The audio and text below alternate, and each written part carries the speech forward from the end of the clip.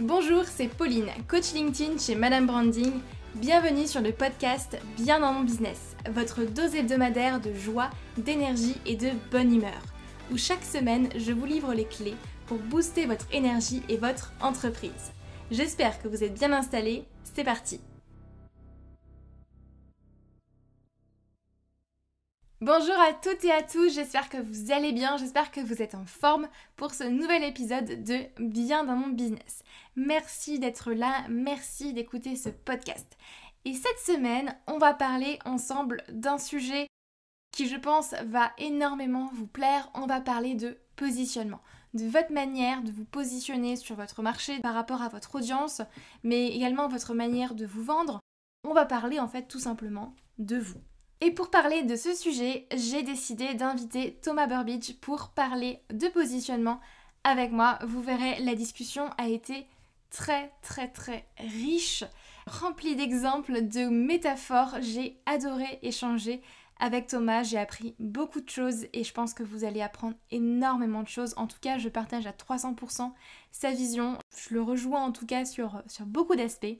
Mais je ne vous en dis pas plus, je vous laisse vous installer confortablement, prendre une grande respiration et ouvrir grand vos oreilles. Bonjour Thomas. Hello Pauline. Merci d'être là du coup et d'accepter d'intervenir sur le podcast. Je suis super contente de pouvoir discuter avec toi aujourd'hui. Très heureux d'être là aussi, merci pour l'invitation.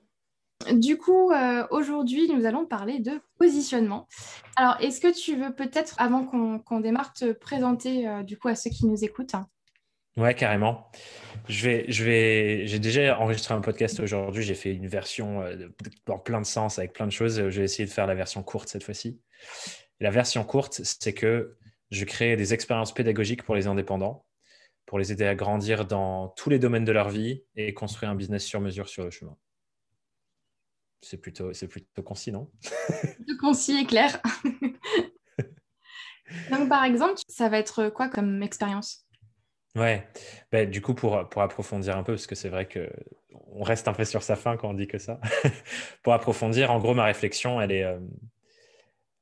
est vraiment sur le fond de qu'est-ce que ça nécessite l'apprentissage, la pédagogie, et le fait de se développer en tant qu'indépendant, sachant toute la diversité de toutes les choses auxquelles on touche, que ce soit autant dans son business, parce que y a tout à maîtriser. C'est comme si on doit prendre toutes les différentes facettes d'une entreprise et l'incarner en une personne, mais aussi tout l'impact que ça a sur la vie personnelle, dans le sens où bah, c'est encore plus difficile quand on est indépendant que quand on est salarié, d'avoir l'espèce de vie de 8h à 18h et ensuite de 18h et avant 8h, on a une autre vie. Et à mon sens, de toute façon, qu'on soit indépendant ou non, c'est une connerie parce que... Enfin, une connerie. C'est très difficile parce qu'en fait, on n'est pas deux êtres humains séparés. Évidemment que le pro a une influence sur le perso, évidemment que le perso a une influence sur le pro. C'est pas comme si on rangeait nos culottes et nos chaussettes dans deux tiroirs bien distincts. Et quand il y a un truc qui se passe mal avec un client, ça aura des répercussions sur notre vie de couple, sur notre vie de famille, ça aura des répercussions sur notre niveau d'énergie, potentiellement parfois sur notre santé aussi. C'est le cas de certains avec qui j'ai pu discuter. Et du coup, ma réflexion, elle est vraiment sur déjà tous les liens un peu cachés qu'on sous-estime entre tous ces différents domaines de vie. S'il y a un truc qui ne se passe pas bien dans ta famille, dans ton couple, avec tes amis, ça aura nécessairement une influence sur ton état d'esprit quand tu vas approcher ton travail, tout ça. Et aussi sur, OK, sachant les problèmes qu'on peut rencontrer là-dedans, comment je peux concevoir des expériences, donc que ce soit de la formation, des séminaires, du coaching en individuel ou une communauté. J'anime une communauté de plusieurs centaines d'indépendants pour avancer ensemble et tout ce qui se passe dans cette communauté. Donc réfléchir à tous les différents formats qui peuvent accompagner la vie d'un être humain qui travaille seul sur tous les sujets importants pour lui. Donc ça prend plein de différentes formes, mais la réflexion de fond, c'est vraiment comment est-ce que je peux concevoir de la pédagogie en prenant en compte l'entièreté de l'être humain en face de moi pour qu'il puisse vraiment l'intégrer. Et c'est pas juste du savoir, tu vois, c'est pas juste je vais dire il faut que tu fasses une stratégie sur Instagram, fais X, Y, Z et voilà. J'ai vraiment envie de revenir un peu à l'essence même, tu vois, le fond du fond du fond des réflexions. À l'être humain, en fait. Exactement. Et la complexité que c'est d'être un être humain sur cette planète bizarre où on ne comprend pas tout ce qui se passe et on cherche à comprendre. Et même pendant toute une vie, on n'aura pas jamais tout compris. Et du coup, ouais, prendre en compte toute cette complexité, et ça me fascine, la diversité. Et il y a un truc que j'adore, c'est essayer, même si c'est impossible et j'en suis triste, mais essayer de me mettre dans la peau de toutes ces autres personnes que je croise dans ma vie et de me dire, putain, ils voient le monde complètement différemment que moi. Ça n'a rien à voir. On a tous comme un filtre et on voit avec des couleurs différentes. Et ça me fascine de me demander, mais comment c'est possible? Et d'essayer de comprendre tout ce qui se passe à l'intérieur et l'impact de toutes nos expériences. Enfin voilà, c'est mon côté un peu psychologue de comptoir. Enfin voilà, ça m'intéresse grave tous ces sujets et je pense que quand je serai vieux, je serai les petits vieux sur le banc qui regardent le monde comme ça en train d'observer et on ne sait jamais ce qu'ils font, mais en fait tout ce qu'ils sont en train de faire, c'est juste observer les autres et se dire, je me demande ce à quoi il pense celui-là. Je le vois aller à la boulangerie tous les matins. Intéressant. Non, c'est super intéressant. Moi, je suis très observatrice aussi du comportement des autres comme ça. Euh, Super intéressant. Et j'aime beaucoup ta manière de justement de pas forcément distinguer une personne professionnelle et personnelle et qu'on est en fait une seule et même personne.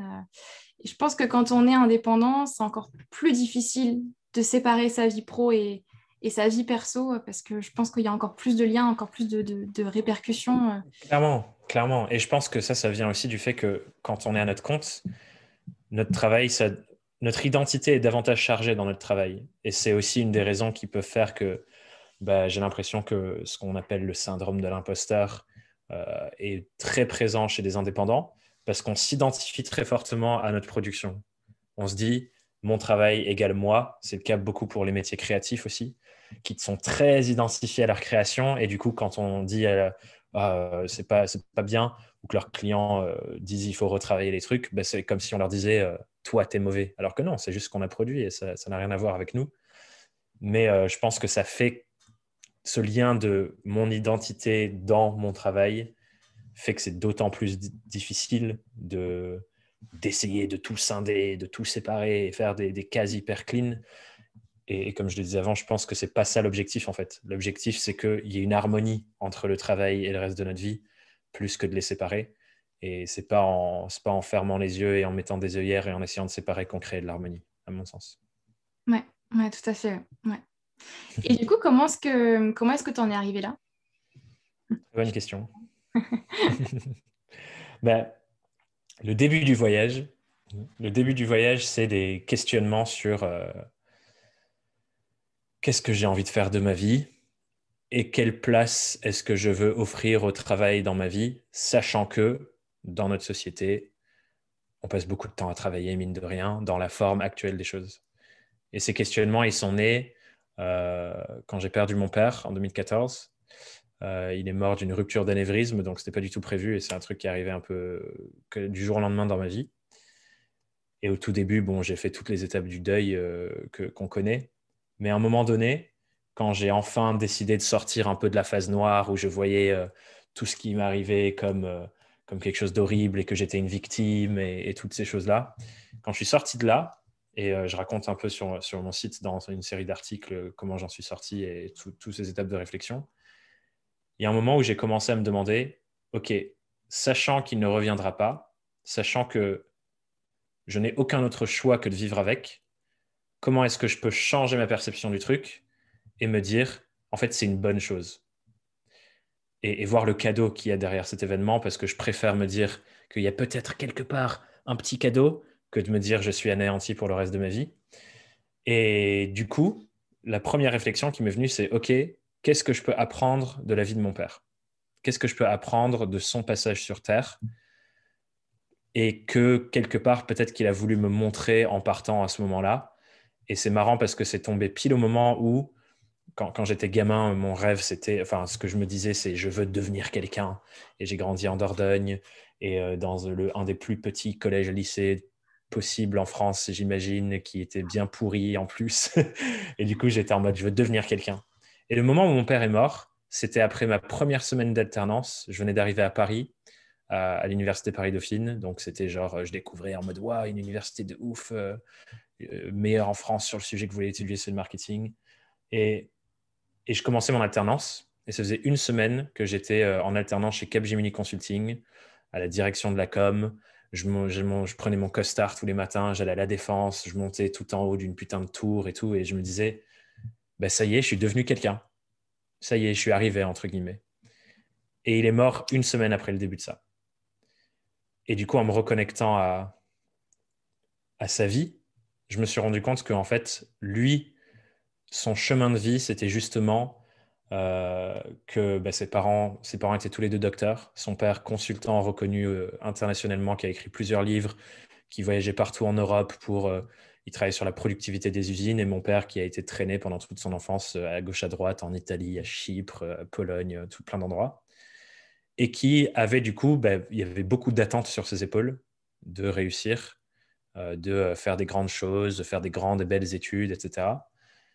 Et son chemin de vie à lui, justement, c'était de renoncer à ça pour suivre ce qui était vraiment important pour lui et la vie que lui voulait mener, et qui s'est conclu par le fait d'acheter une vieille ferme défoncée en Dordogne, alors qu'on est anglais, ils habitaient à Brighton, en Angleterre, d'acheter une vieille ferme défoncée, de se dire, j'ai trouvé mon coin de paradis sur Terre, je vais la retaper de mes mains, je vais faire une maison pour ma famille, et on va vivre ici un peu d'amour et d'eau fraîche. Mes parents, c'était des hippies. et, et en fait, quand je me suis reconnecté à ça, et que j'ai vu mon père a été prêt à aller à l'encontre de toutes les injonctions, même de sa famille et des gens hyper proches et de qui on tire un peu nos leçons de c'est quoi une vie réussie, qu'il était prêt à rejeter ça pour vivre ce que à l'intérieur de lui semblait être le plus important. Ben, ça a commencé à déclencher en moi la réflexion de OK, si moi je dois me poser la même question, ça ressemble à quoi? Et c'est là où j'ai commencé à réfléchir à qu'est-ce que j'ai envie de faire, enfin, est-ce que j'ai vraiment envie de travailler comme je travaillais à l'époque? Donc, ces réflexions sont nées quand j'étais en agence et je bossais bah, comme on bosse dans une agence. Il y avait les charrettes jusqu'à tard et machin, et je bossais pas sur les projets que je voulais parce que j'étais junior et enfin, bref, toutes ces choses-là. Et je me suis rendu compte qu'en fait, bah, j'opérais dans un endroit où j'avais aucun contrôle sur mes conditions de travail et aucun contrôle sur ce à quoi je mettais, enfin, à quoi je mettais enfin, au service de quoi, pardon, je mettais mon travail. Et j'avais pas de contrôle sur ces deux choses parce que c'était décidé par la structure dans laquelle j'étais salarié. Et le seul contrôle que je pouvais peut-être avoir un petit peu, bah, c'était potentiellement d'essayer de trouver une boîte qui correspondait plus ou moins à, mais que je devais quand même rentrer dans une case. Et c'est là où j'ai commencé à réfléchir à l'indépendance et je me suis lancé et j'ai commencé à bosser sur mes sujets. À la base, je bossais avec des startups à Paris. Enfin bref, plein de réflexions jusqu'à un moment où je me suis dit, bah, j'ai envie de partager toutes mes réflexions, j'ai envie d'aider d'autres à se poser ces questions. Ça a été tellement important pour moi. Et de fil en aiguille, j'arrive où je suis aujourd'hui. C'est super intéressant. Merci beaucoup pour ce partage. C'est hyper riche, je trouve, et hyper intéressant. Ah, donc, c'est vraiment partie d'une démarche personnelle, quoi. Toi, tes réflexions par Ouais, rapport à la réussite, à la vie. complètement. Et en fait, je me rends compte que sociétalement, on nous impose une vision du travail. On nous dit le travail, c'est ça. Point. Et on nous l'apprend dès notre enfance et on a des symboles tout autour de nous de plein de personnes qui n'aiment pas leur boulot, de plein de personnes qui se forcent parce qu'on doit, entre guillemets, gagner notre vie. Et je me suis dit, en fait, je suis pas d'accord. Je suis pas d'accord avec cette définition et bah, je vais la changer et je vais en proposer une nouvelle. Et en fait, je me suis rendu compte qu'il y a d'autres gens qui n'étaient pas d'accord non plus et qu'on les appelait freelance ou qu'on les appelait indépendants ou quoi que ce soit. Et je me suis dit, mais c'est fascinant. Toutes ces personnes-là qui aujourd'hui, en plus, ne sont pas respectées à la hauteur de ce qu'ils méritent, à mon sens, Oui. sociétalement parlant, qui prennent le pas de se dire, je vais réinventer radicalement à quoi ressemble le travail dans ma vie. Et ça m'inspire tellement qu'au fur et à mesure, je me suis dit, mais en fait, les gens qui m'inspirent et pour qui j'ai envie de dédier mon quotidien et toutes mes journées de réflexion, d'apprentissage, c'est ces gens-là, en fait. Et c'est pour eux que j'ai envie de construire des choses. Et c'est pour ça que, ouais, effectivement, ça part d'une réflexion complètement personnelle et je pense que ça fait le bon lien avec le sujet dont tu voulais qu'on parle sur le positionnement, Ouais, tout à qui fait. est, je me sens tellement nourri par cette mission et je ne sais même pas si je peux dire cette mission que j'ai choisie ou cette mission qui m'a choisi. vis-à-vis de ce que j'ai vécu, où j'avais pas le contrôle sur ce que j'ai vécu. Et je me sens tellement nourri par ça que je me dis, évidemment que j'arrive à performer, évidemment que j'arrive à faire des belles choses, évidemment que j'arrive à avoir de l'impact, parce que juste c'est genre là où mon énergie va naturellement tous les matins quand je me lève. Elle va sur le fait d'apprendre et de me plonger dans des univers complètement différents, que de la psychologie à la spiritualité, en passant par comment fonctionne la reproduction des arbres dans le jardin. Enfin, bref, tous ces trucs-là, et me demander, OK, qu'est-ce que je comprends là-dedans que je peux mettre au service des gens qui développent leur boîte, et réfléchir à tout ça, ça me fascine. Et du coup, dans apprendre, puis formaliser ça dans du contenu, puis construire ça sur de la pédagogie pour que d'autres apprennent de ça. Enfin voilà, je passe des heures et des heures et je pourrais passer encore plus longtemps et toutes mes nuits à faire ça tellement ça me fascine. Et du coup, ben, voilà, c'est juste ouverture tout à fait naturelle sur, ben, voilà, j'en ai fait un métier, j'en ai fait mon activité. Ouais, top. Super, bah bravo déjà. Merci. J'ai pas l'impression d'avoir bataillé, hein, j'ai l'impression juste d'avoir joué en fait. Oui, c'est ça, c'est ça. Et puis c'est vrai que quand tu te sens aligné, j'ai envie de dire, ou à l'aise avec ce que tu fais, et pour toi ça a vraiment du sens, en fait, au final, c'est même plus. Enfin, c'est pas vraiment du travail au sens strict du terme, en fait. Ouais, au sens, le travail c'est difficile, c'est lourd, c'est un poids qu'on doit porter. Oui, c'est ça, au sens que la société le donne Ouais. aujourd'hui. Moi, ma vision, du coup, c'est plus le travail, c'est un outil qui nous permet de créer des transformations. Mm. Des transformations pour soi. Ma vie a radicalement changé grâce à mon travail. Des transformations pour les autres, nos clients, en vrai. Et je veux que chaque personne, si vous écoutez et que vous avez déjà eu des clients, bossé sur des choses, etc., rendez-vous compte à quel point vous changez la vie des gens. Même, on se dit faire un logo, bon, je ne change pas vraiment la vie des gens. Mais sincèrement, si on crée une identité visuelle dont notre client ressent de la fierté, ça, c'est une transformation. De passer de je vois ma boîte et l'image qu'elle renvoie et tout, et je suis frustré et j'ose pas communiquer vraiment parce que quelque part, au fond de moi, j'ai peur que les gens voient mon logo dégueulasse. Mm. Passer de ça à putain, c'est tellement beau, je suis trop fier de le montrer, j'ai envie de montrer mon logo à tout le monde, je suis trop heureux, j'ai envie de le crier sur tous les toits. Ce que la personne ressent au quotidien dans son travail, c'est un changement mais fascinant. Et donc, pour moi, ça, c'est une vraie transformation de la qualité de la vie de cette personne. Et tous les indépendants, à mon sens, à plein de niveaux différents, créent ça par leur travail, mais juste on s'en rend pas conscient parce qu'on est trop focalisé sur juste l'outil lui-même et pas ce qu'il permet derrière. Ouais. Ouais, je suis tout à fait d'accord, effectivement. Ouais. Ouais. Hmm. Et du coup, quand tu t'es lancé, alors pour parler un peu de positionnement, du coup, euh, comment est-ce que toi, tu as défini le tien? Est-ce que c'était quelque chose qui est venu petit à petit et tu l'as clarifié au fur et à mesure, ou est-ce que pour toi, c'est venu d'un coup comme ça et Hmm. c'est clair pour toi? Enfin, comment est-ce que tu as clarifié Je ça? suis, ouais, ben, la réalité, c'est que je suis loin d'être un génie. J'ai fait les mêmes conneries que tout le monde. Au tout début, qu'est-ce que j'ai fait? J'ai pris tout ce qui passait. On me disait, Thomas, est-ce que tu peux faire ça? Oui, je sais faire ça. Et après la nuit, j'apprenais à le faire parce que je savais pas encore le faire. Donc ouais, clairement, au début, il n'y avait pas de positionnement, il n'y avait rien. Au début, c'était OK, je sais faire telle et telle chose. Et j'ai commencé à faire tout ce que je pouvais. Et il y a des avantages et des inconvénients à ça, tu vois. Il y Mm. a l'avantage que j'ai appris énormément. J'ai joué à chaud-froid comme un enfant, à trier ce que j'aime pas. Et toutes mes erreurs font qu'aujourd'hui, je suis capable d'en parler et d'avoir la pédagogie nécessaire sur ces sujets, puisque je les ai faites. Donc ça, c'est un énorme avantage pour moi. Ça a l'inconvénient du fait que au début, pendant un an et demi, enfin tout le début de mon activité, en fait, je bossais comme un malade parce que je me sous-vendais. Je me souviens, ma presta phare de stratégie de marque, la première fois que je l'ai vendu à 300 balles. 4 ans plus tard, je vends la même chose à 8000. Mm.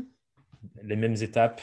Bien sûr, ma réflexion en 4 ans avait énormément changé, j'étais meilleur. Mm. Mais juste le gap de 300 à 8000, je trouve ça, mais j'avais aucune idée de ce que je faisais à l'époque. J'ai bossé pendant 2 mois pour 300 euros, quoi. Mm. C'est fou. Et du coup, bon, voilà, ce genre d'inconvénient, clairement, je me dis, bon, tu aurais peut-être pu te poser des questions un peu plus intéressantes dès le début et trouver un positionnement qui te correspondait dès le début, parce que évidemment, j'aurais fait du meilleur travail, j'aurais été plus convaincant, j'aurais pu me vendre plus cher, enfin voilà, tous les avantages qui viennent avec.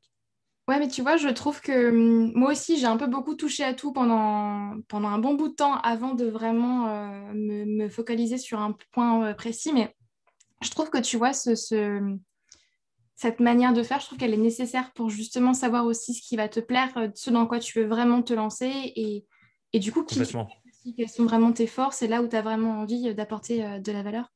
Ouais, bah, je trouve que effectivement, ça reflète un truc que je trouve fascinant sur le fait de devenir indépendant, c'est que c'est un vrai chemin, entre guillemets, de développement personnel, dans le sens où tout ce que tu fais chaque jour te donne des informations pour mieux connaître qui tu es et ce à quoi tu aspires en tant qu'être humain. Et c'est vrai que pour ça, c'est fascinant. Et que du coup, ce truc de essai et erreur, où on teste des trucs, on se rend compte que ça ne nous plaît pas, ça nous donne plein d'infos là-dessus. En revanche, je pense qu'on a une grande capacité à ne pas écouter nos intuitions Mm. et qu'on a déjà des hypothèses, tous, qu'on soit au début ou pas, sur ce qui nous plaît vraiment, mais qu'on les tait en étant trop à l'écoute de ce que le monde extérieur nous dit qu'il faudrait faire et qui serait bon de faire. Et que du coup, ça se résulte au début par le fait de troquer nos intuitions et ce qu'on sait qu'on aimerait contre un petit peu de chiffre d'affaires parce que il faut absolument que ça marche vite parce que sinon mes potes ils vont me dire que t'es fou, tu vois, tu gagnes toujours pas d'argent ou mes parents vont me dire à Noël va trouver un vrai travail. Ce genre de truc là. C'est ça.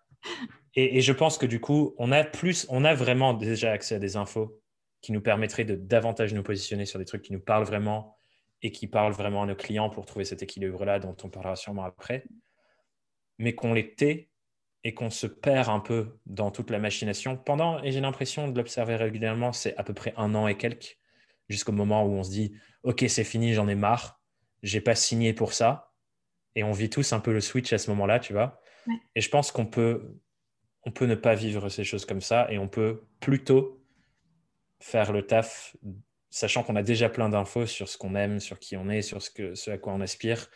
Même pendant nos études, avec les projets qu'on a fait, on a déjà plus ou moins des hypothèses. Mais on prend, à mon sens, on attend trop avant d'aller les tester, en fait. Donc c'est ça la petite nuance que j'apporterai. Oui, apprendre de ses erreurs, jouer à chaud-froid, hyper important, mais je pense qu'on peut diriger ce spectre plutôt dans un sens où on sait déjà que ça nous plaît un peu et aller déjà valider nos hypothèses plutôt que d'attendre un an et demi avant de se rendre compte que j'en ai marre. Ouais, ouais, je suis tout à fait d'accord. Et pour autant, je trouve que c'est pas facile d'écouter son Grave. intuition et de pas se laisser, effectivement, comme tu dis, distraire par les autres, au final, et ce qu'on attend de toi. Parce que toute notre vie, ça a été ça, c'est ça notre étalon de mesure. Mm. C'est toujours l'extérieur. Est-ce que notre prof va être satisfait de notre travail et nous mettre une bonne note? Est-ce que mes parents vont être satisfaits du travail que j'ai fait à l'école et de la note que j'ai eue quand je vais rentrer? Est-ce que mes parents vont me dire, ah oui, ça c'est une bonne poursuite d'études, tu as raison d'aller faire ça? Non, non, va pas en école de dessin. Non, non, ça gagne pas très bien, deviens médecin. Et notre étalon, il est toujours à l'extérieur. On attend toujours du monde extérieur qui nous valide et nous dise, oui, tu as de la valeur, tu es en train de prendre la bonne décision. Donc forcément, des années de ça, 20, 30, 40, 50 ans pour les gens qui se lancent à 50 ans, qui ont eu cette validation extérieure de leur boss, de leur entourage, de tous les trucs politiques dans les entreprises. C'est quoi la conséquence de ça? C'est que quand tu te lances, tu penses que la vérité se trouve à l'extérieur et tu n'écoutes pas ce qui se passe en toi. Et du coup, oui, c'est trop dur parce que tu dois déconstruire des dizaines et des dizaines d'années de ton fonctionnement naturel de réflexion, habituel, pas naturel, habituel de réflexion. Et c'est devenu tellement une habitude que tu n'en as même plus conscience. Donc ouais, hyper dur de déconstruire ça, mais hyper nécessaire. Ouais, ouais, c'est vrai. Tout à fait d'accord. Et du coup, pour toi, comment ça s'est passé? Est-ce que tu as fait des choses en particulier justement pour faire ce switch-là ou euh, Hmm. tu vois, tu t'es fait accompagner, tu as fait des exercices en particulier ou des choses particulières pour déterminer ce positionnement? Alors, pour le positionnement, du coup, ça a été pas mal de me reconnecter à cette écoute, ce qui a été plus ou moins en corrélation, j'ai l'impression, avec mes premières réflexions, développement personnel, enfin ma rencontre un peu de tout cet univers-là, euh, qu'on- que beaucoup de gens voient comme galvaudé, mais au final, tu vois, genre en mode il faut grandir en tant que personne. Mais en fait, si on sort si on s'intéresse vraiment au fond de la chose, à mon sens, il y a tellement de trucs fascinants là-dedans et Et en vrai, moi, je suis un féru de ça. J'adore me poser toutes ces questions et je suis en introspection un peu tous les jours, j'ai l'impression. Mais du coup, je pense qu'il y a une corrélation avec ça qui a fait que au moment où je commençais à me poser davantage de questions sur ma vie, sur mes aspirations, sur qui j'étais vraiment derrière cette identité que je m'étais conçue, sur mes valeurs, c'est quoi les valeurs qui guident mes comportements, enfin toutes ces choses-là, au final, je me suis reconnecté petit à petit à OK, ah tiens, ça me donne des informations sur avec qui j'ai envie de travailler. Et le premier truc dont je me suis rendu compte, je bossais beaucoup dans l'écosystème startup, parce que j'étais dans une asso étudiant entrepreneur. Enfin voilà, je gravitais déjà dans cet écosystème et ça me fascinait le fait de lancer ce genre de boîte et tout plutôt que des grosses boîtes. Et, euh, et du coup, la première réflexion, c'était de me dire, ah tiens, je vois qu'il y a une nuance dans mes clients d'avant entre les gens qui se lancent dans des startups par pure opportunité stratégique, en mode, là, il y a un besoin et là, il y a un marché en expansion, on va créer un truc, et les start-upers qui lançaient une boîte parce qu'ils avaient une flamme qui s'était réveillée et ils avaient vu un problème dans le monde et c'était tellement important pour eux que ça change. Quand j'ai eu ces deux clients face à moi, radicalement différents, leur manière de parler de ce qu'ils font, ce qu'on est capable de créer sur du marketing et de la communication. Moi, je bossais beaucoup sur les sujets storytelling. Les histoires qu'on raconte pour ces deux, rien à voir. Il y en a une hyper chargée émotionnellement. C'est magnifique de voir les organisations comment ça s'orchestre. Ça part de toi. Tu rassembles une équipe autour. Tu crées un produit. Tu as envie d'aider des gens qui sont dans ce truc-là et c'est vraiment viscéral. VS, on veut grossir, on a trouvé le modèle qui marche bien, qui scale, et on va à fond là-dessus. C'est pas du tout la même histoire qu'on raconte. Ouais.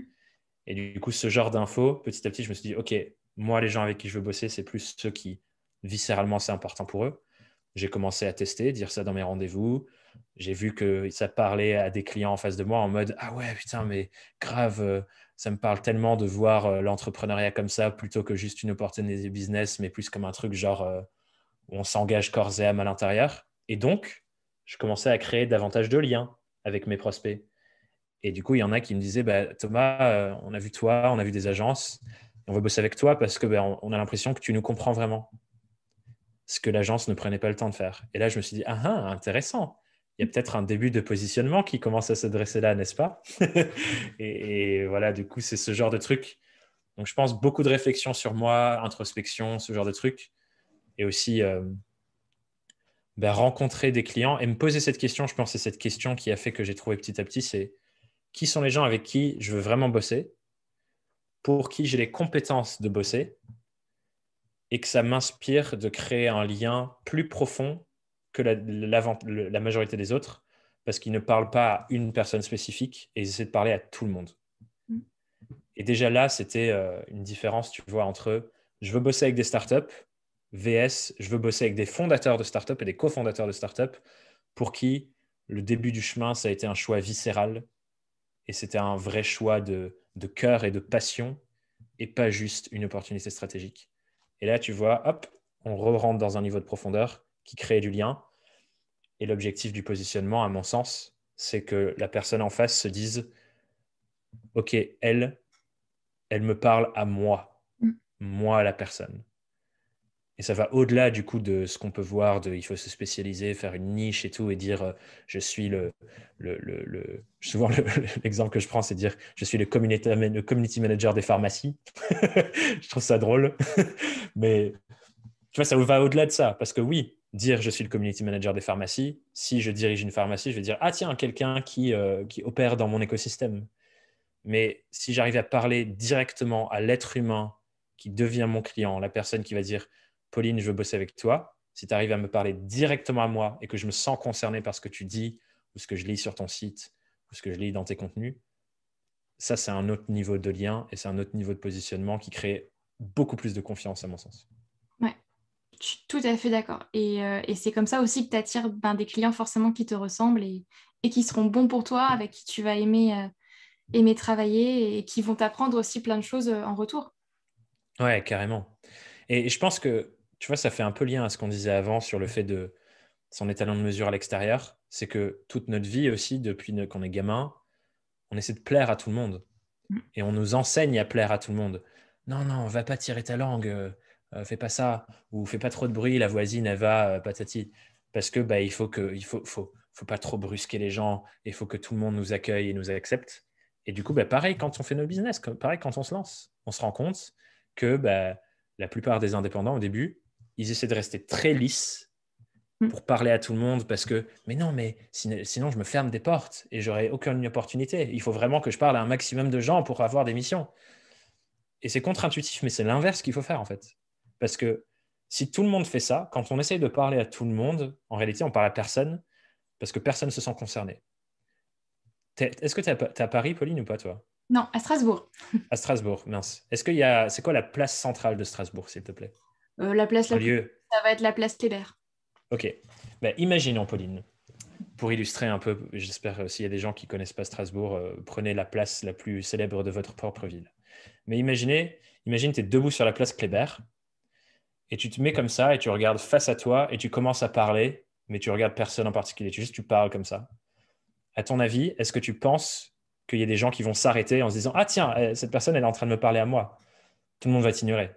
Ah, bien sûr que non, ouais. Alors que quand tu prends l'exemple des gens qui font du recrutement pour les associations, par exemple, c'est quoi leur stratégie? Elles regardent quelqu'un au loin, elles la fixent, elles sourient, elles font bonjour et tu sais qu'elle te parle à toi. Et du Mm. coup, tu te sens concerné par ce qu'elle te dit et tu te sens presque obligé et c'est dur de dire non, etc. Parce que tu sais que c'est toi et qu'elle t'a choisi parmi la foule. Et c'est la même chose qu'on doit faire pour nos positionnements, en fait. Si on est sur la place à parler dans le vide comme ça devant en mode s'il vous plaît, quelqu'un, arrêtez-vous, ça marche pas. Quand on choisit quelqu'un et qu'elle se sent concernée en mode cette personne, elle me parle directement à moi, ça fait toute la différence. Et ça crée du vrai lien. Et c'est ça, en fait, le business, c'est du lien d'humain à humain. Et on décide ensemble, Pauline, j'ai envie d'avancer avec toi, allons-y, je t'ai choisi parce que tu m'as choisi avant. Ouais. J'aime beaucoup la comparaison. Franchement, j'avais jamais vu les choses sous cet angle-là. J'aime beaucoup la comparaison, effectivement. Ouais. Allons poser des questions. La prochaine fois que vous croisez quelqu'un qui, bon, ça arrive moins, je crois, avec le Covid, mais qui veut vous recruter pour son asso et vous faire un don mensuel, posez-lui des questions sur le positionnement. Ouais. Ouais, et c'est marrant parce que je rencontre beaucoup de personnes. Alors, je pense que c'est aussi parce que moi, je suis dans cette démarche-là, mais je rencontre aussi beaucoup de personnes qui justement, sont dans cette démarche-là de développement personnel, de se poser aussi beaucoup de questions sur les choses que tu m'as partagées, ces valeurs ou d'autres questions, effectivement, liées à ça. Mais je pense qu'effectivement, c'est primordial de d'abord apprendre à se connaître et se poser toutes ces questions-là pour justement travailler son positionnement. Ouais, clairement, parce que ça devient tellement plus naturel, en fait. Mm. Et comme je le disais, tu vois, si on part du principe que le business, c'est une relation d'un être humain avec un être humain, Mm. et qu'on déconstruit le truc de B2C, B2B, ça n'existe pas parce que même quand on fait du B2B, entre guillemets, c'est un être humain qui contractualise avec un autre être humain et on travaille ensemble. Si on part de ce principe-là, pour créer un lien de confiance fort et donc un positionnement entre l'être humain A, l'être humain B, si moi je suis le freelance et que je suis donc l'être humain A, évidemment que je dois apprendre à bien connaître cet être humain, parce que si je ne le connais pas bien, je ne peux pas réussir à être en lien avec les autres êtres humains autour de moi. Mm. Et de la même manière, je dois réussir à super bien connaître l'être humain B pour créer une relation. Si je ne me connais pas et je ne connais pas l'autre, c'est impossible de créer une relation et du lien. Ça part de ça à la base de tout. Donc il y a cette réflexion à la base qui est hyper importante. Réflexion et travail sur soi. Empathie pour réfléchir et se mettre dans le monde de l'autre pour comprendre ce qu'il vit. Et du coup, c'est là où nos expériences dont on parlait au début, de jouer à chaud-froid, tester plein de trucs, ça nous donne de la matière première pour savoir. Sinon, il faut se poser des hypothèses et ensuite aller vérifier. C'est un truc que je recommande souvent. Et j'ai une partie dans une de mes formations qui traite de ça que j'appelle la méthode du détective, où l'objectif, c'est juste d'aller observer et rentrer dans le monde des clients avec qui on veut travailler pour vraiment s'immerger dans leur univers.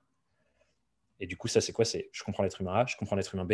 Et ensuite arrive la phase comment je fais pour créer les connexions et faire en sorte qu'on se rencontre, qu'ils voient mon message, qu'ils m'entendent dans la foule et qu'ils se disent ah, cette personne-là, elle est pour moi. Ouais. Donc ouais, je te rejoins de ouf, c'est hyper important, toute cette facette de qu'est-ce que je veux, qu'est-ce qui m'inspire, qu'est-ce qui m'intéresse, au service de quoi je veux mettre mon travail et mon quotidien. Enfin, voilà, toutes ces questions, elles sont hyper importantes. Mm. Et alors, très souvent, alors ça va être une remarque qu'on me fait beaucoup quand je parle avec des coachs. Euh, En général, quand je discute avec une personne qui effectivement est coach, souvent j'ai cette réflexion de bah oui, mais j'ai envie d'aider tout le monde. Effectivement, et je pense que c'est tout à fait normal. Euh, du coup, qu'est-ce que tu en penses par Est-ce que rapport je leur dis? Eh ben, j'ai plein de choses à leur dire, figure-toi. Prenons un exemple qui, entre guillemets, n'a rien à voir, mais qui a tout à voir. On va prendre une boîte, on va prendre Apple. Apple qui a un produit révolutionnaire qui s'appelle l'iPhone. Quand Apple sort le premier iPhone, à votre avis, à qui ils ont essayé de vendre l'iPhone en premier? La réponse est tout sauf votre grand-mère. Si Apple essayait de vendre son téléphone à votre grand-mère, l'iPhone n'existerait pas et on n'aurait pas ces merveilleux objets qui nous permettent de faire plein de choses. Et bon, qui sont aussi un peu les pires objets de nos vies, mais passons. Qu'est-ce qui s'est passé? Aujourd'hui, il y a parfois des grands-mères qui commencent à acheter des iPhones des années plus tard. Et ça parle d'une courbe qui s'appelle la courbe de la diffusion de l'innovation, qui en fait dit, quand on veut lancer un produit, et surprise, nous en tant qu'indépendants, comme on est un être humain différent, même si c'est un métier qui existe depuis des décennies, on est un être humain différent, donc c'est comme si on était une innovation et un produit complètement différent. Ouais. Donc on part du début de la courbe. Et du coup, on commence par cibler qui? Ce qu'on appelle les innovateurs, c'est-à-dire les gens qui ont le plus besoin ou le plus de désir ou le problème le plus douloureux, on peut dire aussi, sur le sujet en question. Donc les gens qui ont acheté l'iPhone au début, c'est les gens qui avaient le plus de désir pour des trucs technologiques nouveaux et qui adorent la nouveauté et qui ont l'impression de passer à quelque chose et qui ont besoin de ça pour se sentir vivant. Boum, eux, ils ont fait la queue 8 heures pour l'avoir. Et donc, c'est naturel de vouloir cibler en premier parce que ça optimise quoi? Ça optimise nos chances d'avoir des résultats, d'avoir de l'impact, parce que du coup, on va à l'endroit où il est déjà recherché, cet impact, et donc aussi d'avoir de l'écologie personnelle, c'est-à-dire moins de travail pour plus de résultats. Et Apple, évidemment que leur vision au début, c'était quoi? C'était, et on peut prendre plein d'autres exemples, Microsoft, c'était même leur tagline, un ordinateur de bureau sur les bureaux de tous les Américains. Et évidemment, leur vision de base, c'est ça. Et c'est génial que les coachs avec qui tu discutes et les gens qui nous écoutent se disent, mais moi j'ai envie d'aider tout le monde, j'ai du savoir qui est tellement important, tous les êtres humains doivent avoir ça, c'est fou, oh, il faut absolument qu'ils apprennent. C'est merveilleux, trop bien, ça vous avait donné une énergie de dingue d'avoir ça. Mais pour atteindre ça, c'est pas par là qu'on commence. Comme pour monter au sommet d'une montagne, on a un premier pas à faire et ensuite on continue la route. C'est la même chose. Et donc, il faut commencer par où est-ce que je peux avoir le plus d'impact maintenant. Et au fur et à mesure, on étend, parce qu'on a tous les outils qui vont avec. L'impact que moi, je suis capable d'avoir aujourd'hui et d'avoir des centaines d'indés dans la communauté, des gens qui s'inscrivent sur mes formations, que j'ai une liste d'attente pour mes coachings individuels. Comment c'est possible? C'est possible parce qu'au tout début, je me suis concentré sur une toute petite population de personnes. C'était les indépendants autour de moi. Je voyais les premiers problèmes. OK, je vais créer un truc pour le premier problème que je vois, où je sais que je peux aider, et je vais parler que à eux. Une fois que j'ai ça, et que j'ai la validation de ces personnes, donc ça c'est preuve sociale, le bouche à oreille qui commence à fonctionner, des premiers effets de levier sur du contenu, des trucs qui marchent, on étend petit à petit. Et du coup, on passe à la deuxième catégorie de personnes qui sont non plus les innovateurs, mais je ne sais plus comment ils s'appellent la suite, c'est les gens qu'il faut éduquer un petit peu, mais qui étaient plus ou moins prêts à y aller. Donc les gens qui avaient déjà un téléphone portable, mais pas encore un smartphone, par exemple.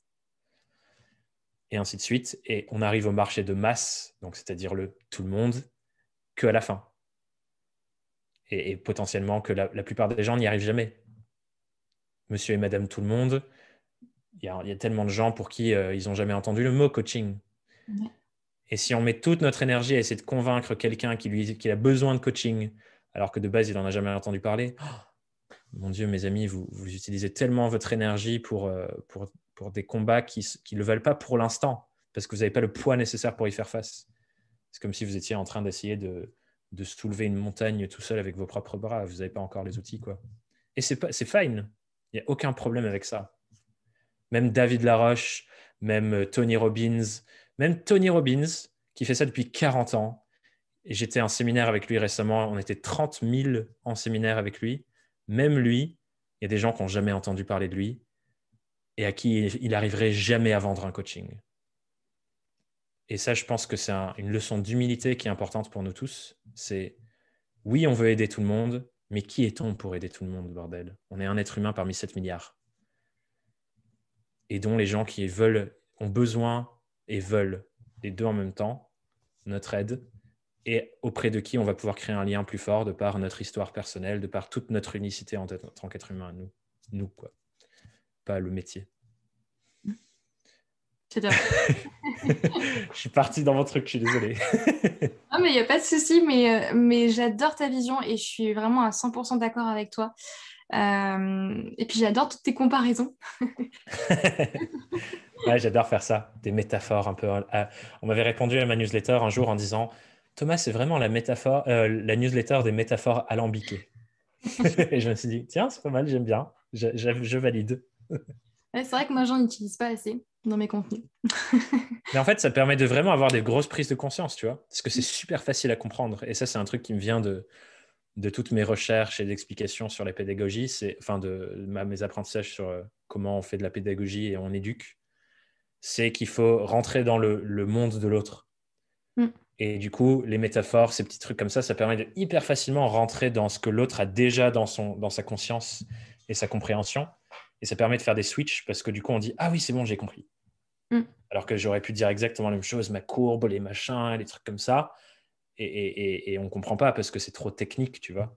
Et ça, c'est le truc malheureux aussi, j'ai l'impression, avec plein de gens qui sont experts de leur sujet et qui ont un savoir de dingue et c'est hyper précieux, mais ils parlent qu'avec leur jargon et du coup, c'est plus accessible.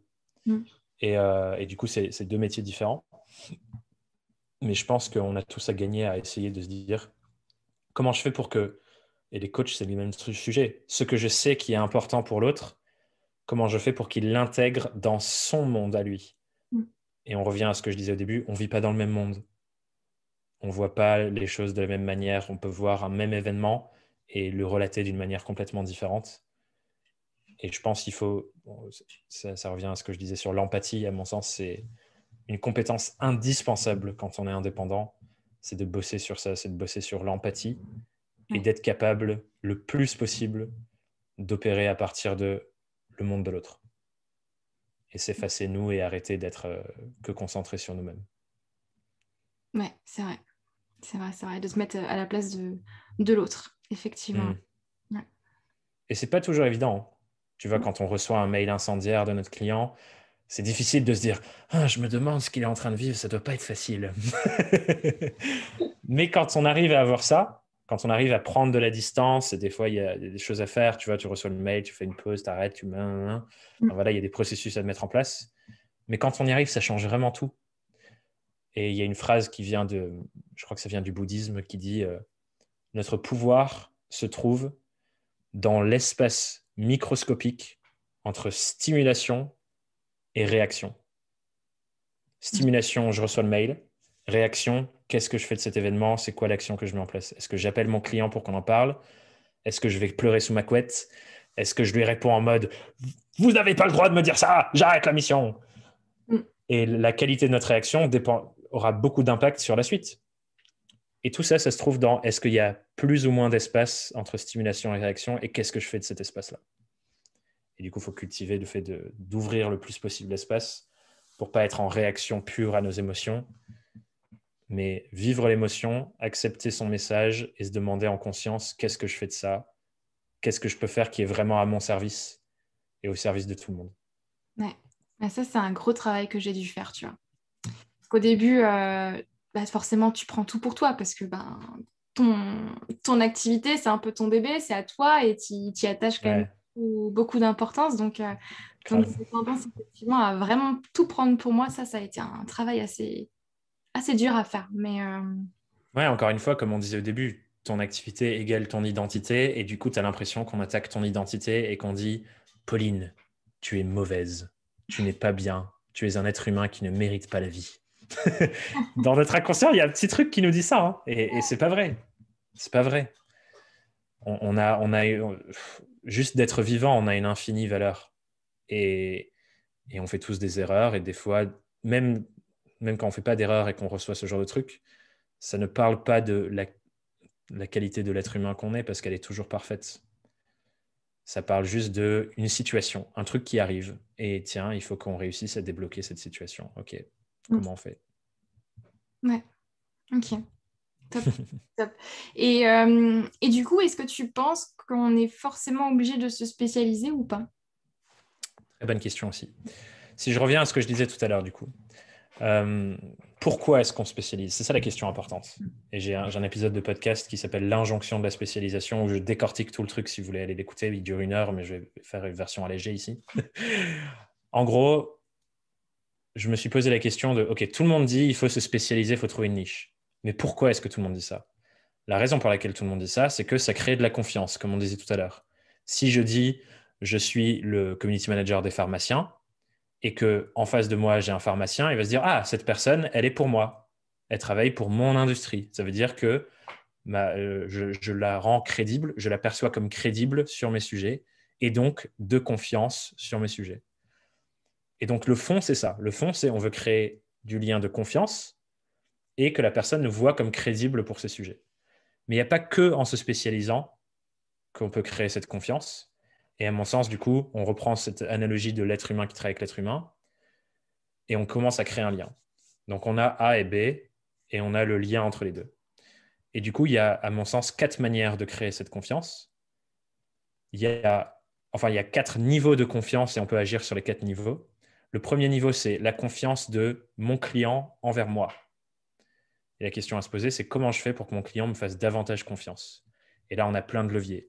Mettre mieux en valeur notre expérience, montrer qu'on a déjà fait fois et fois encore la mission qu'il attend de nous. Preuve sociale, montrer qu'il y a plein d'autres gens qui ont bénéficié de ça et que ça s'est hyper bien passé. Histoire, on peut augmenter son niveau de confiance en nous en bien racontant notre histoire, en créant un lien émotionnel, que la personne se reconnaisse, toutes ces choses-là. Donc ça, c'est le premier truc. Comment je fais pour que la personne me fasse davantage confiance à moi? Ensuite, il y a la confiance de moi envers moi-même. Comment je fais pour avoir davantage de confiance en moi-même pour que quand je parle de ce que je fais, ben, je sois plus convaincant parce que je fais preuve de plus de confiance. Si moi, j'ai plus confiance quand je pitch, quand je présente mes offres, quand je parle de ce que je fais, évidemment que ça crée de la confiance de l'autre envers moi aussi. Parce que du coup, on se dit, ah ben, Thomas, il sait exactement ce qu'il fait. Thomas, c'est bon, je peux m'asseoir dans mon fauteuil, le laisser guider la mission. Il m'a montré toutes les étapes et tout, c'est parti, je sais où on va, je sais qu'à tel moment, je reçois tel mail et ainsi de suite. Donc ça, c'est confiance de moi envers moi-même et ça passe par un travail sur soi, ça passe par un travail sur les systèmes de sa boîte. Imaginons que vous avez une présentation hyper détaillée de toutes les étapes de votre mission les unes après les autres. Évidemment, vous êtes plus en confiance pour aller les présenter. Évidemment que votre client vous fait plus confiance aussi. Donc ça, c'est le deuxième facteur, confiance moi envers moi. Ensuite, il y a la confiance de votre client en lui-même et en son projet. Si un client a davantage confiance en son projet, il sera capable de plus investir. Parce que quelqu'un qui de base se dit ouais, ouais, je lance ce truc, mais écoute, je ne suis pas sûr trop que ça fonctionne. Bon, c'est un peu un pari, c'est un peu un risque, mais bon, on verra. Il ne va jamais dire j'ai 15 000 euros. Ça ne va pas ensemble parce il sait qu'il y a une grande chance que ça foire. Mm. Et du coup, il faut travailler sur la confiance de votre client envers son projet. Et si nous, on voit qu'il n'y a pas d'opportunité dans son projet et que lui-même, il fait une erreur, c'est notre devoir de lui dire. Parce que quoi qu'il arrive, notre réputation personnelle est en jeu. Si ça se passe mal, c'est l'autre personne qui va rejeter la faute sur nous, alors que c'était son projet à la base, donc c'est notre responsabilité de lui dire. Mais si on voit que son projet a du potentiel, qu'il y a des choses intéressantes dedans, qu'on voit toute la valeur de la chose, notre devoir, c'est aussi de l'aider à reprendre confiance en ça. Et plus sa confiance en lui-même et son projet augmente, plus il sera capable d'investir et mieux ça va se passer entre vous deux, en fait. Ouais. Et ensuite, le dernier facteur, c'est la confiance de moi, le freelance, envers mon client.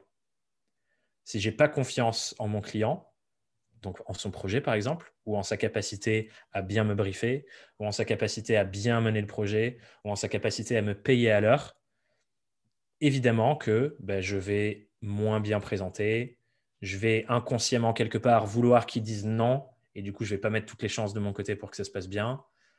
Enfin voilà, il y a tous ces facteurs-là qui rentrent en compte, qui font que je ne vais pas faire le meilleur travail possible, et donc le lien va moins bien passer. Et du coup, à mon sens, quand on revient à la base de la base, c'est ça en fait ce qu'on cherche à faire quand on spécialise, c'est créer ce lien de confiance. Il y a plein d'autres manières de le faire. Et à mon sens, la réflexion globale à avoir, c'est qui est l'être humain en face de moi, qu'est-ce qu'il cherche à obtenir et à atteindre, où est-ce qu'il va, et comment moi, je deviens un vecteur. On parlait de transformation tout à l'heure. Comment moi, je deviens un vecteur de cette transformation. Et du coup, on se spécialise non pas forcément sur une industrie ou sur un type de client, enfin un type de genre des SaaS ou des pharmacies ou quoi que ce soit, ce genre de truc, mais on se spécialise sur une transformation spécifique d'un être humain spécifique, d'une population d'êtres humains spécifiques. Et c'est ça que les gens veulent. Les gens, ils veulent cette transformation. Donc ça peut être, par exemple, je vous aide à avoir la certification B Corp de votre startup. C'est une certification écologie, etc., etc. Ça, c'est un positionnement. Et ça ne veut pas dire que la startup, elle doit nécessairement être dans telle industrie ou quoi que ce soit. C'est une transformation spécifique qu'on apporte à un client spécifique. Et on pourrait même aller plus loin. Vous êtes, votre priorité numéro 1, c'est que votre startup puisse avoir un impact positif sur la planète et son entourage. Je vous aide à avoir la certification B Corp pour montrer au monde tout le travail que vous faites dans l'obscurité. Ça, c'est un positionnement qui va bien plus loin que consultant RSE. Tu vois. Ouais. Et c'est assez spécifique pour parler aux innovateurs, comme on disait tout à l'heure. Et ça devient presque une première offre. On fait ça, on construit dessus. OK, les gens me connaissent pour le truc B Corp, très bien, etc. Comment je fais pour passer au prochain niveau de la transformation que j'ai envie d'apporter? Travailler peut-être sur tout le réseau des fournisseurs. Enfin bref, toutes ces choses-là. Ou peut-être que c'est l'inverse, j'en sais rien, je ne connais pas du tout ce métier. Peut-être qu'il faut faire les fournisseurs avant le B Corp. Bref, vous avez compris l'idée, quoi. Donc on se spécialise non pas sur une industrie, on se spécialise sur une catégorie spécifique d'êtres humains et les transformations spécifiques que ces êtres humains-là veulent vivre. Et nous, on devient le vecteur, ceux qui aident à vivre ça, avec nos compétences, notre savoir-faire, notre temps, enfin voilà, tout ce qu'on met dans nos offres et dans nos activités. Ouais, tout à fait d'accord. Et ça rejoint beaucoup en général ce que je vais dire souvent à mes clients. Une des premières choses qu'on va revoir, tu vois, forcément, c'est leur positionnement. Et du coup, avec ça, leur profil sur LinkedIn, forcément. Et comme tu le disais, c'est vrai que souvent, les personnes, sur leur profil LinkedIn, vont mettre le titre de leur poste. Tu sais, que par exemple, consultant RSE, comme tu dis. Et c'est vrai que c'est justement ici que tu vas travailler ton positionnement et que tu vas plutôt mettre la phrase que tu nous as partagée juste avant, où tu vas mettre cette transformation-là que tu vas apporter. Parce que pareil, sur LinkedIn, il y a tellement de gens. L'objectif, c'est comme une place publique. On revient à cette métaphore. Ce que tu veux qu'il se passe, c'est que les personnes qui tombent sur ton profil, ils lisent la phrase en mode « Ah, ça c'est pour moi, ça. Intéressant. » Tu vois? Et pas genre « Ah ok, consultant. Bon, je vais aller voir ailleurs. » C'est ça. Ouais. Et c'est contre-intuitif, encore une fois. On se dit pour attraper plein de papillons, il me faut un énorme filet. Mais non, parce que le papillon, il s'échappe une fois que tu l'as foutu dans le filet, parce que le filet, il est tellement gros que... Donc non, il faut être hyper spécifique. Et je sais que ça fait peur, mais c'est comme ça que fonctionnent les relations entre les êtres humains. On va vers... C'est comme quand on va en voyage, et tout d'un coup, on entend quelqu'un parler français, on est en mode oh, « Quelqu'un qui me ressemble! On est au fin fond de nulle part et un français! Waouh !» Parce qu'on aime les gens qui nous ressemblent. Et on aime les gens qui nous parlent à nous, quoi. Et c'est pour ça que c'est psychologique, c'est comme ça. Ne nous battons pas contre, utilisons ça à notre avantage et c'est top et c'est génial qu'on aime ça, les êtres humains, parce que ça nous pousse à nous regrouper, à créer des cercles sociaux, à avancer ensemble, à passer du bon temps avec nos semblables. Et du coup, utilisons-le aussi pour créer du lien avec les gens avec qui on a vraiment envie de créer du lien. Mais parce que la vérité, on ne veut pas travailler avec tout le monde. C'est pas vrai. C'est pas vrai. Si les coachs qui disent ça, tu peux leur présenter à ton pire pote ou à un oncle super chiant en mode « Ah ouais, t'es sûr que tu veux travailler avec lui? Ok, viens, on va le rencontrer ensemble. » Ou sûrement, ils connaissent des gens qui détesteraient coacher ou ce serait insupportable de les coacher. Donc non, la vérité, c'est pas qu'on veut travailler avec tout le monde. La vérité, c'est qu'on a peur que personne ne veuille travailler avec nous. Et il y a une belle nuance là-dedans. Voilà, tout est dit. Top, top. Punaise, on a déjà parlé presque 1 heure. Désolé, ça dure souvent longtemps. Je pars dans mes... Il n'y a pas de souci, mais c'est super intéressant. Ce podcast va être un petit peu plus long que les autres, mais c'est parfait, c'est génial. Moi, j'adore. Beaucoup, beaucoup de valeur. Alors, une dernière chose, si tu avais, on va dire, un conseil ou quelque chose vraiment d'actionnable pour les gens aujourd'hui à faire pour au moins commencer à travailler un petit peu leur positionnement, Ouais. qu'est-ce que tu leur dirais? Quelque chose du coup qu'ils peuvent faire après avoir écouté ce podcast, par exemple. Grave. 2 choses. La première, prendre une feuille et essayer de d'écrire l'histoire de la personne avec qui vous rêvez de travailler. Ça peut être une personne que vous avez déjà rencontrée ou ça peut être quelque chose que vous imaginez complètement de toute pièce et ensuite il faudra aller vérifier que ce genre d'être humain existe vraiment. Mais souvent, on a des bonnes intuitions là-dessus parce que ça vient de notre expérience et tout ça. Donc vous prenez une feuille et vous écrivez avec le plus de détails possible avec qui vous voulez travailler, qu'est-ce qu'eux, ils sont en train de construire, qu'est-ce qu'ils veulent faire, c'est quoi leurs problèmes, c'est quoi leurs peurs, c'est quoi leurs anxiétés, à quoi ils pensent le matin quand ils se lèvent, à quoi ils pensent le soir quand ils se couchent, qu'est-ce qu'ils disent à leur famille, qu'est-ce qu'ils disent à leur conjoint en mode « Ah putain, ma journée elle était dure parce que remplissez la case ». Voilà, niveau de détail, comme si vous voyiez leur vie en une journée défiler devant vos yeux. Écrivez tout ça et lâchez le côté « il faut que ce soit vrai ». Pour l'instant, je veux juste que vous sortiez un maximum de trucs. Un maximum de trucs. Tout ça, c'est de la matière première à utiliser ensuite. Donc ça, c'est la première chose pour essayer de vraiment voir la personne spécifique à qui vous voulez parler. Et ça revient au début de la base du positionnement qui est il y a moi l'être humain, il y a l'être humain en face. Donc ce premier truc. Et ensuite, faites un dessin sur une feuille. Vous prenez une feuille, vous faites un rond en bas à gauche, un rond en haut à droite et vous tirez une flèche entre ces 2 ronds. Le rond en bas à gauche, c'est cette personne, à quoi ressemble sa vie en ce moment. Sa vie, son business, tout ce qui se passe à l'intérieur, bref, toutes ces choses-là. Le rond en haut à droite, c'est où cette personne rêve d'être dans 6 mois, dans 1 an, dans 2 ans. Et vous décrivez tout de la même manière et vous allez au niveau de détail le plus poussé possible. Et ensuite, vous regardez ces 2 endroits et vous dites, OK, mon taf et mon positionnement, c'est de permettre à cette personne d'aller du premier cercle en bas à gauche au 2e cercle en haut à droite. Comment je fais pour les aider à faire ça? Et ça devient votre positionnement. Parfait. C'est hyper précis, hyper actionnable, j'adore. Et si vous voulez, envoyez-moi des photos de ça. Envoyez-les à Pauline aussi. Ce sera très bien. Comme ça, on vous engage à le faire. Voilà. J'adore. Non, franchement, c'est top comme exercice, effectivement. J'aime hyper précis, hyper faisable, en tout cas, directement après avoir écouté. Ouais. En fait, une de mes formations, c'est vraiment genre, on va dans le détail de ça, il y a des étapes toutes décortiquées et tout, mais c'est ça le fond du fond, c'est un peu cette réflexion de, on est un vecteur de transformation et notre positionnement, c'est cette transformation-là, c'est pas le sujet, le secteur, le machin, c'est vraiment de A à B, comment nous, on permet de vivre ça, quoi. Super. Donc, hâte de voir. Ouais, top. Merci en tout cas pour tout ce partage, pour toute cette valeur. Moi, j'aime beaucoup. Est-ce que tu veux rajouter quelque chose de particulier? Ouais, je vais rajouter un truc. Je vais rajouter une question. Parce que forcément, avec tout ce qu'on s'est dit, il y a plein de réflexions qui viennent et tout, mais... Et j'ai partagé plein de conseils, mais à mon sens, les questions, elles ont beaucoup plus de valeur parce qu'elles nous forcent à faire ce travail de rentrer à l'intérieur et voir en fait qu'on a déjà plein de savoirs juste auxquels on n'accède pas Encore une fois, parce qu'on met plus de valeur à ce qui vient de l'extérieur que ce qui vient de l'intérieur.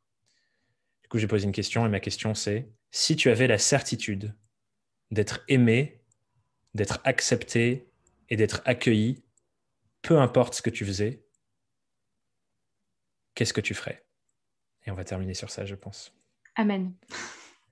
Parce que la réponse peut aider à trouver son positionnement, du coup. Ouais, tout à fait. J'adore. Bonne Merci. réflexion. Merci. Bonne réflexion, ouais. Ouais. Prenez un petit carnet et notez. Ouais. Gros carnet. Top. Merci, Pauline. Bah, merci à toi. Où est-ce qu'on peut te retrouver du coup? Plusieurs endroits. Je pense que le mieux, c'est si vous avez aimé cet épisode, il y en a 60 pareils sur mon podcast.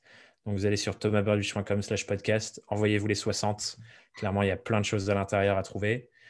Et ensuite, le deuxième endroit, c'est potentiellement ma newsletter que j'envoie toutes les semaines avec un bon équilibre entre des réflexions un peu profondes et des exercices hyper concrets comme celui que je vous ai partagé là sur tous les sujets de tous les domaines de vie de votre vie indépendante. Donc, je pense que c'est les deux endroits. Sinon, après, je suis présent un peu partout. Vous me trouverez si vous me cherchez. Je mettrai de toute façon ton site internet dans la description du podcast. Cool. Ça, ils y auront accès. Super. Super. Bah, merci beaucoup en tout cas pour tout ce partage, beaucoup de valeur. J'ai beaucoup aimé en tout cas échanger avec toi et je pense que les personnes aimeront t'écouter. Donc merci beaucoup. Cool. Bah, avec un plaisir d'être à votre service aujourd'hui et merci Pauline pour l'invitation. C'était trop bien. Merci. À une prochaine du coup. Yes, bye bye. Waouh, j'espère que vous avez écouté ce podcast avec les oreilles grandes ouvertes et que vous aurez appris beaucoup de choses et que ça vous aura en tout cas fait réfléchir sur pas mal d'aspects. Sachez que le positionnement, c'est quelque chose de bien plus grand que simplement choisir sa cible, choisir sa niche, choisir son domaine ou choisir les mots avec lesquels on va se présenter. C'est quelque chose qui est beaucoup plus large que ça. Et comme le dit Thomas, vous êtes un vecteur de transformation pour votre client. Ils partent d'un point A, ils arrivent à un point B, et la personne qui va les faire cette transformation, c'est vous. Donc vous êtes ce vecteur-là, et je pense que vous pouvez largement l'utiliser pour travailler justement votre positionnement. Et sachez une chose, c'est que, encore une fois, comme je vous le répète déjà dans d'autres podcasts, d'autres formats, vous êtes unique, vous êtes une personne totalement différente des autres, et en étant vous-même, en restant vous-même, en apprenant à vous connaître aussi, sachez que vous apportez déjà une différence à votre positionnement, dans votre business, dans la vie de vos clients, et vous apportez déjà une différence au monde. Donc j'attends avec impatience vos résultats. Quant au petit exercice que Thomas vous a donné, n'hésitez pas à me l'envoyer à moi ou à Thomas, je pense qu'on sera ravis d'avoir vos retours, et votre réflexion également sur la question qu'il vous a posée. Voilà, j'ai hâte d'avoir votre avis là-dessus et votre réflexion par rapport à ce sujet-là. N'hésitez pas à m'envoyer un petit message, je serai ravie d'échanger avec vous là-dessus. Et du coup, quant à moi, je vous souhaite une très très belle semaine. Prenez soin de vous, prenez du temps pour vous aussi. Et je vous dis à lundi prochain pour un nouvel épisode de Bien dans mon business. Bye bye.